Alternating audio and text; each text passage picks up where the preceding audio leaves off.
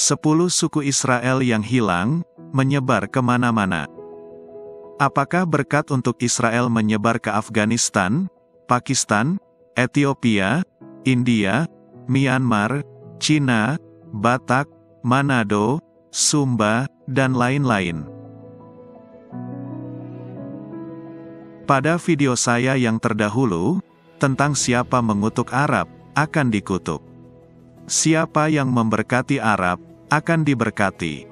Saya mengemukakan bahwa berkat Abraham juga berlaku untuk keturunan Ismail, Esau dan Ketura.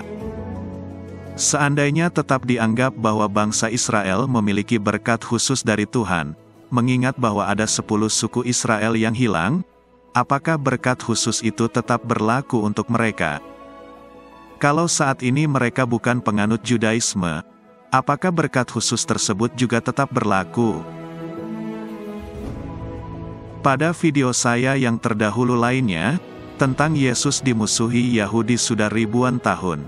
Sejak lahir hingga kini, saya sudah mengemukakan sepintas tentang adanya pengusiran bangsa Israel dari tanah leluhur mereka.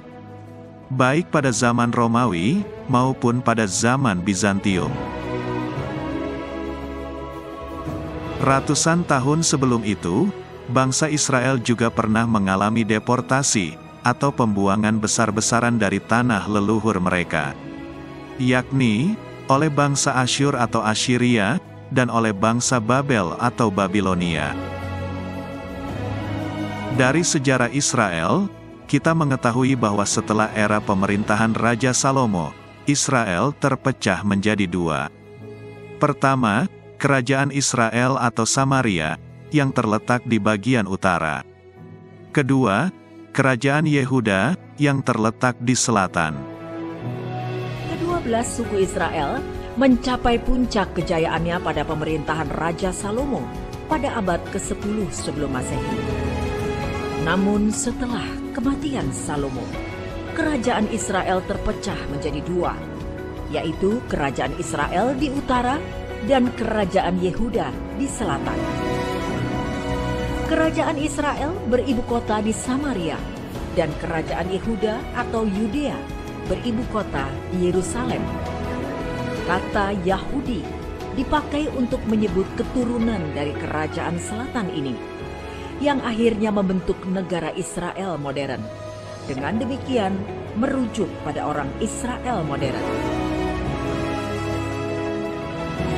Berada di kubu kerajaan Israel di utara, adalah suku-suku Ruben, Isakhar, Zebulon, dan Naftali, Gad, Asher, Manasye, Efraim, dan Lewi. Sedangkan kerajaan Yehuda di selatan, didukung oleh suku Yehuda dan suku Benyamin. Sebagian kecil suku Lewi juga ada pada kubu selatan ini. Sebagai catatan, suku Lewi yang bertugas melayani ibadah, didistribusikan dan ada pada semua suku. Melihat pengkubuan suku tersebut, maka dapat dikatakan bahwa porsi terbesar suku Lewi ada pada kerajaan Israel yang terletak di utara. Suku Simeon tidak disebut karena sudah bercerai-berai sejak kembali dari Mesir. Di dalam Alkitab, bangsa Israel adalah bangsa pilihan Allah. Tetapi bangsa Israel selalu keras kepala dan selalu memberontak terhadap perintah Tuhan. Maka amarah Tuhan meluap, sehingga Tuhan berfirman kepada Nabi Yeremia, bahwa Ia akan menyerahkan seluruh penduduk Israel ke segala penjuru bumi, akan terserak dan hilang dari Israel. Israel akan sunyi karena tanah itu tidak akan ditempati lagi oleh Israel. Maka pada tahun 720 sebelum Masehi, firman Allah kepada para nabi tergenapi. Samaria yang beribu kota kerajaan Israel utara diserbu oleh pasukan Asyur atau Assyria yang dipimpin oleh Salmaneser V dan dilanjutkan oleh Sargon II. Samaria takluk dan dihancurkan. Penduduk kerajaan Israel utara yaitu 10 suku Israel diasingkan dan dibuang ke Khorasan, yang sekarang merupakan bagian dari Iran Timur dan Afghanistan Barat. Suku-suku inilah yang dipercaya oleh bangsa Yahudi modern sebagai 10 suku Israel yang hilang dari sejarah karena diduga melebur dengan suku-suku bangsa tempat mereka berdiam diri. Banyak sumber dari negeri Asyur menyebutkan jumlah mereka adalah 27.290 orang yang dibuang ke Mesopotamia dan Media yang disebut Khorasan. Kitab 2 Raja-Raja 18 ayat 11 menegaskan bahwa Raja Asyur mengangkut orang Israel itu dan menempatkan mereka di Halah pada sungai Habor, yakni sungai negeri Gosan, dan di kota-kota orang Madai. Tempat-tempat ini sekarang terletak pada bagian utara Irak dan sebelah barat laut Iran yang disebut Kurdistan. Jejak keberadaan 10 suku ini hilang seiring dengan perang yang terus berkecamuk di kawasan Timur Tengah.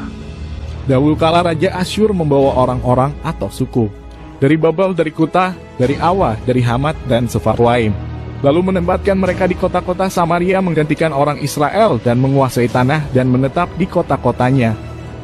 Sargon II menggantikan Salmaneser V sebagai Raja Asyur tidak lama setelah pengepungan Samaria yang dijelaskan dalam 2 Raja-Raja 17 ayat 1-6, yang dijelaskan dalam 2 Raja-Raja 17 ayat 1-6. Bangsa-bangsa kuat saling beradu satu sama lain, memperebutkan kawasan Timur Tengah. Deru perang terus berlanjut. Sekitar 100 tahun setelah penawanan kerajaan utara, giliran kerajaan selatan yang mulai diserbu. Tahun 603 sebelum Masehi, kekuasaan bangsa Asyur dihancurkan oleh bangsa Babel, oleh Raja Nebukadnezar. Pada masa itulah, kerajaan Yehuda yang didiami 2 suku tersisa itu mulai diserang. 2 suku tersisa itu, yakni suku Benyamin dan suku Yehuda, diangkut lalu dibuang ke Babel pada tahun 597 sebelum Masehi. Yerusalem serta Bait Suci Salomo dihancurkan pada tahun 586 sebelum Masehi oleh bangsa Babel. Mereka yang pada saat itu dibuang adalah termasuk Raja Sedekia yang dicungkil matanya, termasuk Raja Yoyakin, para keluarga kerajaan, para bangsawan, para pegawai, para prajurit dan para pengrajin, sekitar 10.000 orang Yehuda dengan keluarganya, kecuali para imam. Pembuangan kembali lagi dilakukan oleh kerajaan Babel dengan memindahkan sekitar 15.000 orang laki-laki beserta keluarganya. Hanya mereka yang tidak memiliki sesuatu apapun yang diperbolehkan tetap tinggal di Yehuda. Pada zaman itu, pembuangan adalah cara melemahkan musuh dalam hal mental. Ini dimaksudkan agar tidak memicu pemberontakan, sehingga tanah Yehuda benar-benar sunyi. Namun, Tuhan dalam amarahnya ternyata mengasihi umat pilihannya Israel. Tuhan lalu memakai kerajaan Persia sebagai alatnya. Maka muncullah Kores dari kerajaan Persia, dalam sejarah dijuluki Cyrus the Great. Ia berusaha untuk menyatukan bangsa-bangsa yang bermusuhan. Menjelang tahun 550 sebelum Masehi, dia berhasil mengalahkan kerajaan Media. Kemudian Persia dan Media dipersatukan, dan Kores berhasil menyapu bersih teritori kekuasaan Babel. Dan dalam jangka waktu yang cepat, dia berhasil membuat Babel takluk dan kalah pada tahun 538 sebelum Masehi. Kores berkuasa sehingga ia mengizinkan orang-orang Israel, yakni suku Yehuda dan suku Benyamin, agar pulang ke Yerusalem untuk membangun kembali Bait Suci yang hancur untuk kedua kalinya. Ia bahkan mendukung pembangunan Bait Suci. Banyak yang kembali ke Yerusalem, tetapi banyak pula orang Yehuda tetap tinggal di daerah pembuangan Babel. Mereka tetap berada di daerah pembuangan dan tetap berdagang dan beternak, sehingga menjadi orang kaya dan terpandang di negeri buangan itu. Jika orang-orang kerajaan selatan, Yehuda, diperkenankan untuk kembali dari Babilonia ke Israel, maka orang-orang dari 10 suku Israel di kerajaan utara yang dideportasi ke Assyria tidak diceritakan lebih jauh di Alkitab. Karena itulah mereka disebut 10 suku Israel yang hilang. Ada berbagai sumber lain di luar Alkitab yang terkait dengan keberadaan 10 suku Israel yang hilang tersebut. Nah, kita sekarang masuk ke pendapat sejarah. Teman-teman kalau mau belajar di luar Alkitab tentang Alkitab, nah ini menarik nih. Mau belajar Alkitab di luar sumber Alkitab, salah satu orang yang teman-teman harus googling, namanya Josephus Flavius. Ini sejarawan abad pertama yang tulisannya paling diakui dunia. Ya, jadi dia menceritakan semua tentang dari zaman Perjanjian Lama sampai zaman Yesus. Josephus Flavius. Nah kan ada ayat di 2 Raja-Raja 18 ayat 11, ketika Asyur menyerang Israel Utara, mereka dibuang ya, dan menempatkan mereka di Hala pada sungai Habor, yakni sungai negeri Gozan dan kota-kota orang Madai. Kata Josephus, tempat ini sekarang terletak pada bagian utara Irak dan sebelah barat Laut Iran yang disebut Kurdistan. Ya, Irak dan Iran kan negaranya masih ada sampai sekarang ya. Ke-10 suku Israel tersebut mulanya diangkut ke sana. Tetapi menurut dia ke-10 suku yang berada di Efrat hingga sekarang berjumlah sampai yang sangat besar, jumlahnya tidak dapat diperkirakan. Jadi ada di sekitaran Efrat setelah diangkut di Irak dan Iran. Nah, itu tulisannya dalam buku Antiquities, buku Josephus. Josephus menulis bahwa pada abad pertama Masehi ke-10 suku Israel hidup dalam jumlah yang sangat besar di seberang sungai Efrat. Walaupun Alkitab nggak bahas lagi loh, ya, pada abad pertama udah nggak ada lagi itu pembahasan. Hal ini mungkin berarti bahwa beberapa dari mereka tersebar ke sebelah timur sungai Efrat. Nah, ini pendapat dari Josephus Flavius, sejarawan Yahudi yang tulisannya cukup diakui. Nah, ada yang berpendapat dan menafsirkan setelah peristiwa raja-raja tidak ada lagi kabar mereka 10 suku. Josephus mengatakan 10 suku tersebar di sungai Efrat. Pada tahun 1649, Rabbi Menaseh ben Israel menerbitkan bukunya dengan judul The Hope of Israel. Buku itu memuat catatan Antonio de Montesinos tentang suku-suku yang hilang di dunia baru. Di dalamnya Menaseh berpendapat bahwa penduduk asli Amerika pada saat penemuan Eropa sebenarnya adalah keturunan dari 10 suku Israel yang hilang. Rabi itu menulis betapa pentingnya catatan dari Montesinos, karena kitab suci tidak menjelaskan orang apa yang pertama kali menghuni negara tersebut.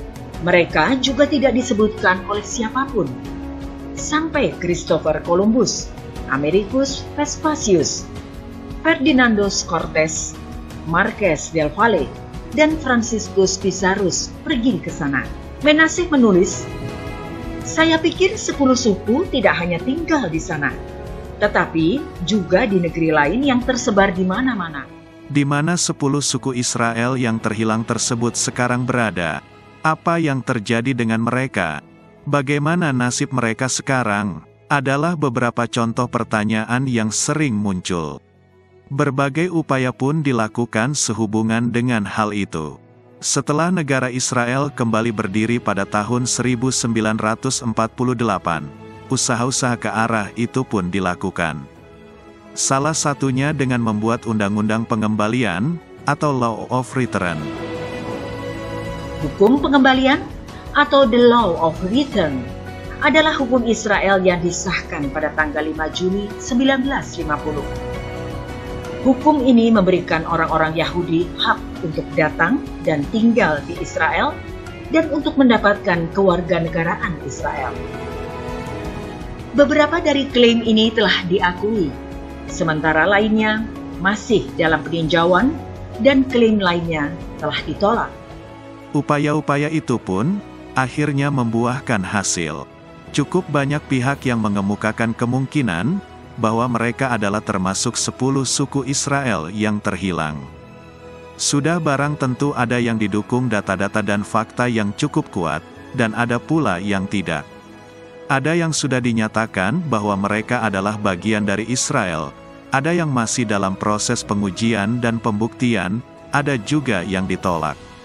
Di Wikipedia, setidaknya dikemukakan 4 kelompok yang kemungkinan sangat besar memiliki pertalian dengan 10 suku Israel yang menghilang.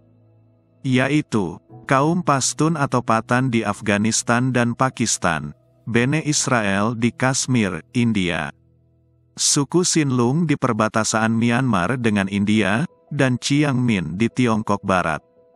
Selain 4 kelompok itu, Masih ada sejumlah yang lain lagi.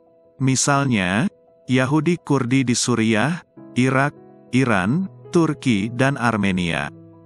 Lalu, Yahudi Cochin di India bagian selatan, dan Yahudi Kaifeng di Tiongkok.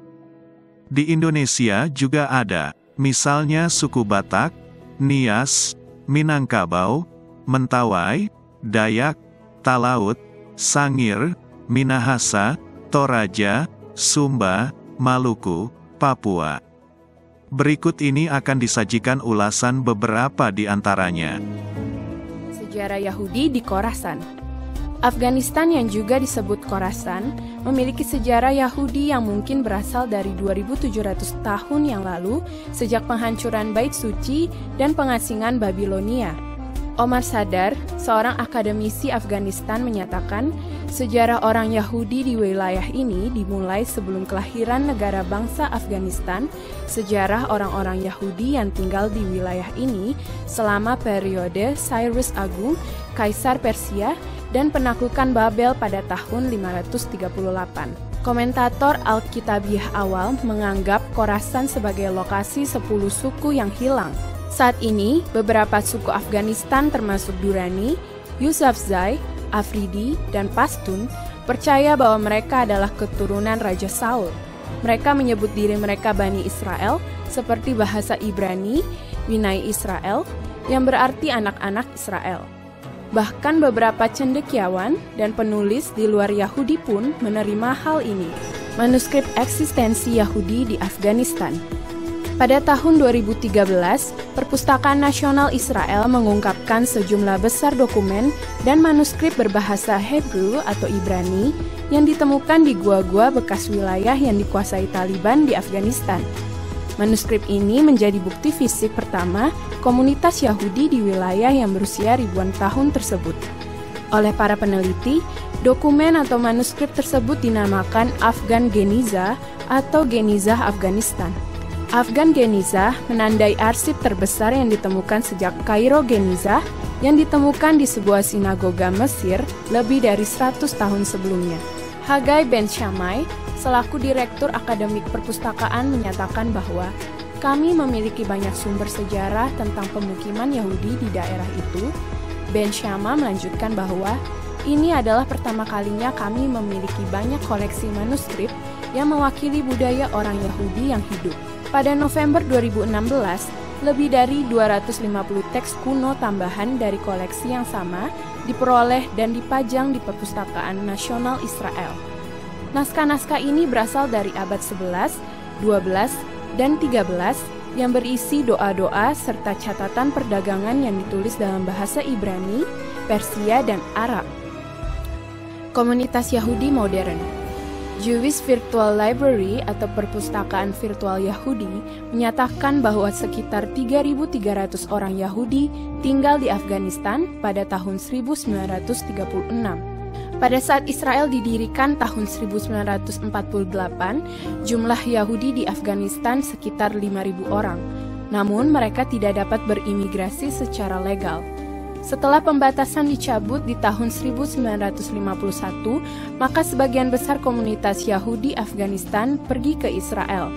Pada tahun 1969, hanya 300 orang Yahudi yang tinggal di Afghanistan. Kebanyakan dari mereka pergi pada tahun 1979 setelah invasi Soviet. Pada tahun 1996, 10 orang Yahudi tetap berada di Afghanistan yang hampir semuanya di Kabul. Zablon Simintov dan Isaac Levy adalah 2 orang Yahudi terakhir di Afghanistan. Keduanya tinggal di sinagoga yang adalah satu-satunya di Kabul. Menurut Simintov, periode terbaik bagi orang Yahudi adalah selama era monarki negara itu, yang berakhir pada tahun 1973. Lebih dari 10.000 orang Yahudi keturunan Afghanistan sekarang tinggal di Israel. Populasi Yahudi Afghanistan terbesar kedua adalah di New York, dengan 200 keluarga. Tahun 2005, Isaac Levy meninggal yang menyisakan Zablon Simintov sebagai satu-satunya Yahudi yang ada di Afghanistan hingga saat ini. Ada beberapa hal yang ingin saya soroti pada video yang baru disajikan tersebut. Narasi pada video tersebut mengemukakan bahwa pada tahun 2005 hanya tersisa 1 orang Yahudi di Afghanistan. Sedangkan pada bagian lainnya, dikemukakan bahwa kaum Pashtun atau Patan adalah turunan Yahudi dari 10 suku yang terhilang. Dalam narasi tersebut yang dianggap orang Yahudi adalah mereka yang ada turunan Yahudi dan menjadi pemeluk Judaisme. Jadi, kalau ada orang atau turunan Yahudi tetapi tidak memeluk Yudaisme, entah Islam, entah Kristen, atau agama lain, tidak dikategorikan sebagai Yahudi. Hal seperti ini juga terlihat dan terdeteksi pada video-video lainnya. Di Afghanistan, orang Pashtun berjumlah sekitar 15 juta orang, dan di Pakistan berjumlah sekitar 36 juta orang. Mayoritas adalah Islam Sunni.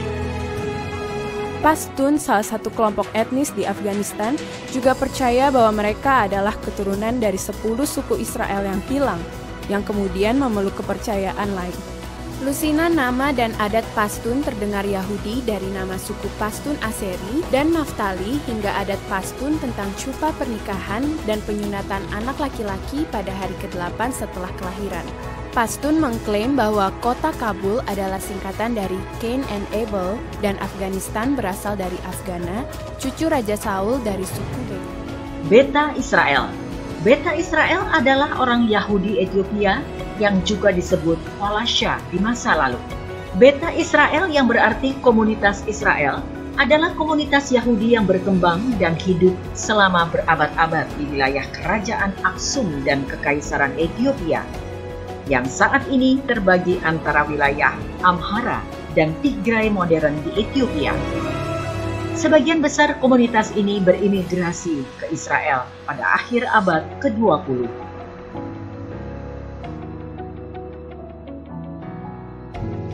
Beta Israel memiliki tradisi keturunan dari suku Dan yang hilang. Tradisi mereka menyatakan bahwa suku Dan berusaha menghindari perang saudara di kerajaan Israel antara Rehoboam putra Salomo dan Yerobeam putra Nebat dengan menetap di Mesir. Dari sana, mereka bergerak ke selatan ke atas sungai Nil ke Ethiopia. Mereka memiliki sejarah panjang dalam mempraktikkan tradisi Yahudi seperti Kashrut, Sabat, dan Paskah. Dan karena alasan ini, keyahudian mereka diterima oleh kepala rabi Israel dan pemerintah Israel pada tahun 1975. Mereka berimigrasi ke Israel secara massal selama tahun 1980-an dan 1990-an sebagai orang Yahudi di bawah hukum pengembalian. Beberapa yang mengaku sebagai Beta Israel masih tinggal di Ethiopia. Klaim mereka secara resmi diterima oleh kepala rabi Israel. Dan oleh karena itu, mereka secara umum dianggap sebagai orang Yahudi. Bene Israel. Bene Israel yang juga disebut sebagai kasta Shanifar Teli atau kasta Yahudi asli adalah komunitas Yahudi di India. Dikatakan bahwa mereka berasal dari keturunan salah satu suku yang hilang dan leluhur yang telah menetap di sana berabad-abad yang lalu. Banyak yang memperoleh posisi penting dalam pemerintahan kolonial Inggris dan Angkatan Darat India. Pada awal abad ke-20, banyak Bene Israel yang aktif dalam industri film sebagai aktris dan aktor, produser, dan sutradara. Setelah India memperoleh kemerdekaannya pada tahun 1947 dan Israel memantapkan dirinya sebagai sebuah bangsa pada tahun 1948. Sebagian besar Bene Israel berimigrasi ke Israel, Kanada, dan negara-negara persemakmuran lainnya serta Amerika Serikat. Bene Menashe. Bene Menashe adalah kelompok di India yang mengaku sebagai keturunan setengah suku Menashe. Pada tahun 2005, anggota Bene Menashe yang telah mempelajari bahasa Ibrani dan yang menjalankan Sabat dan hukum Yahudi lainnya menerima dukungan dari kepala rabi Sephardic Israel dalam mengatur konversi formal ke Yudaisme. Beberapa telah pindah agama dan berimigrasi ke Israel di bawah hukum pengembalian. Menurut tradisi lisan mereka, bersama dengan suku-suku Israel lainnya, Bene Menashe diasingkan ke Asyur pada tahun 722 sebelum Masehi. Asyur ditaklukkan oleh Babilonia pada tahun 612 sebelum Masehi. Lalu, Babilonia ditaklukkan oleh Persia pada tahun 457 sebelum Masehi, yang kemudian ditaklukkan oleh Alexander Agung dari Yunani pada tahun 331 sebelum Masehi. Dari sini, mereka dideportasi ke Afghanistan. Mereka tidak bisa menetap terus di Afghanistan.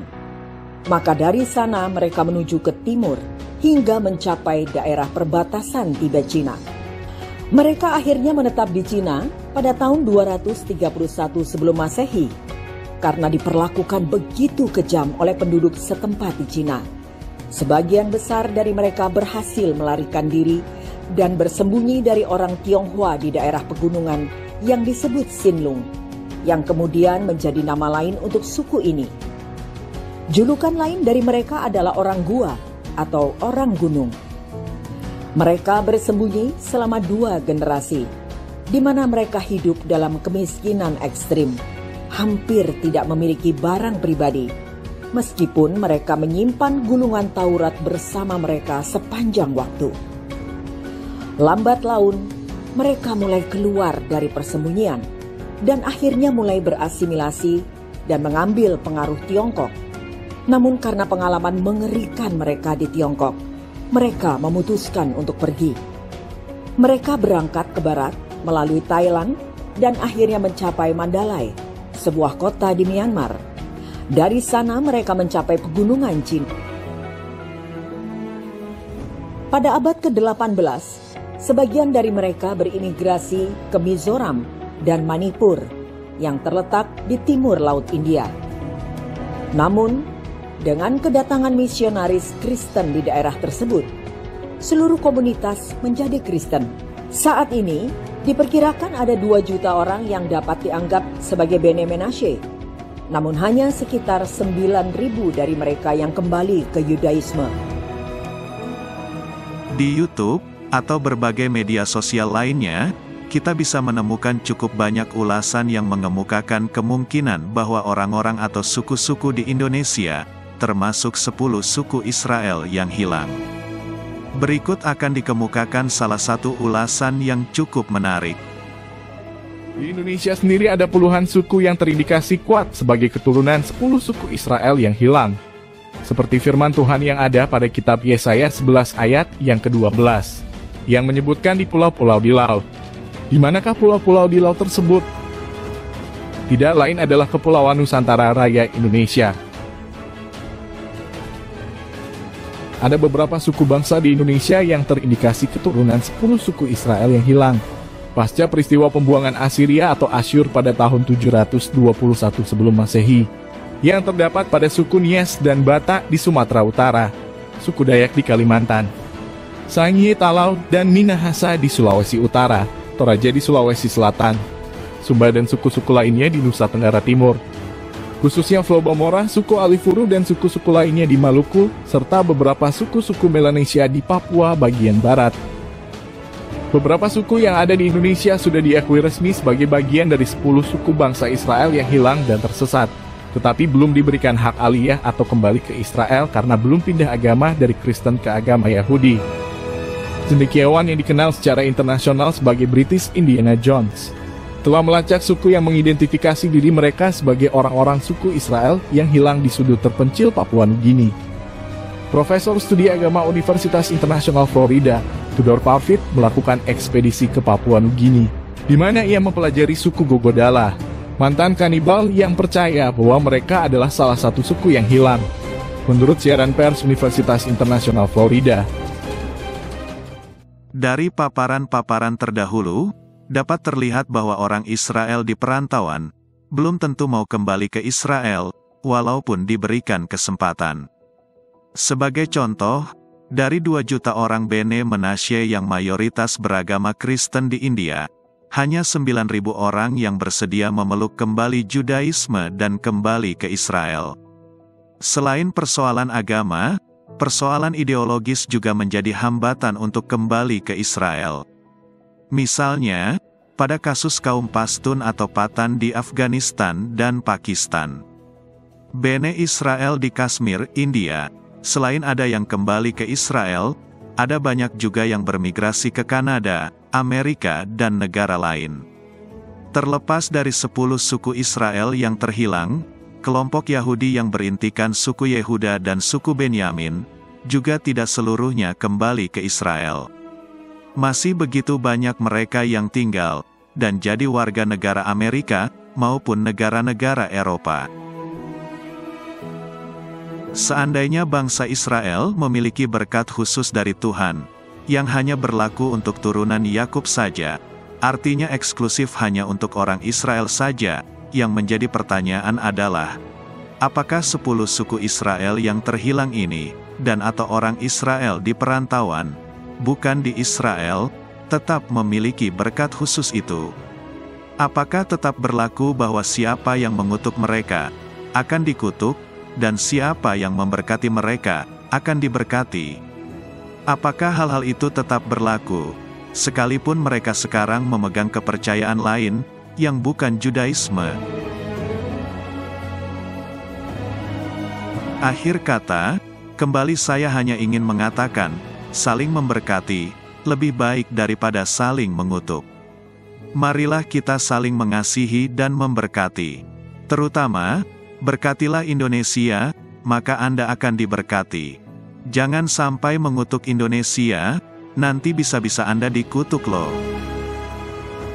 Salam damai, Tuhan memberkati.